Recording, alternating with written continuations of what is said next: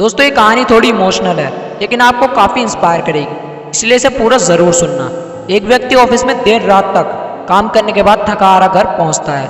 दरवाज़ा खोलते ही उसने देखा उसका छोटा बेटा सोने की बजाय उसका इंतज़ार कर रहा है। अंदर घुसते ही उसके बेटे ने पूछा, पापा क्या मैं आपसे एक सवाल पूछ सकता हूँ? पिता ने कहा, हाँ पूछो, क्या पूछना है? बेटा बोलता है, पापा 1 घंटे में आप कितना कमा लेते हैं? पिता ने झुंझलाते हुए उत्तर दिया, तुम्हें इससे क्या लेना देना है और तुम इतने बेकार के सवाल क्यों कर रहे हो?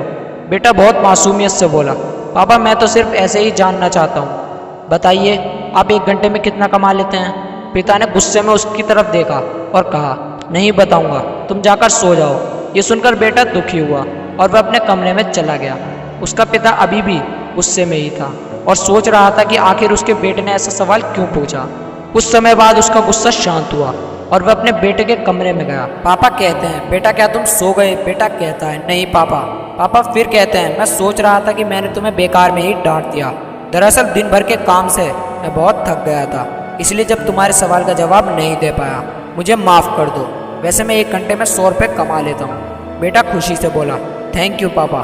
बेटा खुशी से उठकर अपनी अलमारी की तरफ गया और वहाँ से अपनी गुल्लक को निकालकर उसे तोड़ दिया। फिर उस गुल्लक से ढेर सारे सिक्के निकाले और उन्हें गिनने लगा।